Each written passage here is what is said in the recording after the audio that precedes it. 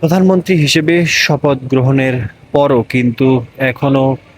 তার যে ব্যক্তিগত গাড়ি সেটি ব্যবহার করছেন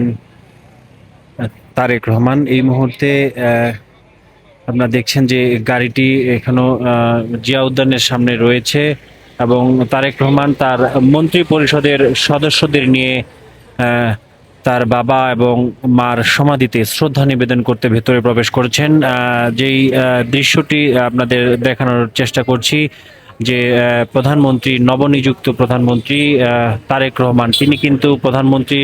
হিসেবে তার কার্যক্রম আজকে প্রথম দিনের মতো শুরু করেছেন, কিন্তু তার যে ব্যক্তিগত গাড়ি সেটি কিন্তু তিনি এখনো ব্যবহার করছেন। সেই গাড়িটিতে করেই আজ সকাল 10টায় তিনি তার গুলশানের বাসভবন থেকে সাভার জাতীয় স্মৃতিসৌধে গিয়েছেন এবং সেখানে শ্রদ্ধা নিবেদন শেষ করে জিয়া উদ্যানে তার বাবা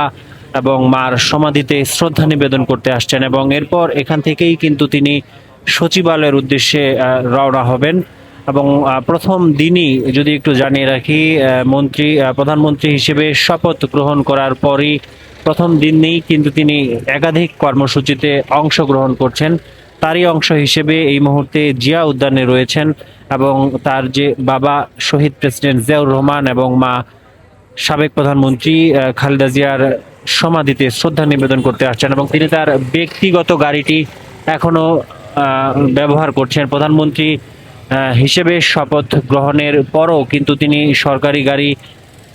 না নিয়ে তার যে ব্যক্তিগত গাড়িটি রয়েছে, যেটিতে তিনি পুরো সব জায়গায় গিয়েছেন নির্বাচনের আগে, ঢাকার বাইরে জনসমাবেশগুলো, নির্বাচনী জনসভাগুলোতে গিয়েছেন, সেই গাড়িটি কিন্তু তিনি এখনো ব্যবহার করছেন এবং সেটিতে করেই কিন্তু তিনি আজকে সকালে 10টায় তার নিজ বাসভবন থেকে সাভারে গিয়েছেন জাতীয় স্মৃতিসৌধে শ্রদ্ধা নিবেদন করতে এবং এরপর সেখান থেকে যে জিয়া উদ্যানে এসছেন এবং এখান থেকে সচিবালয়ে যাবেন।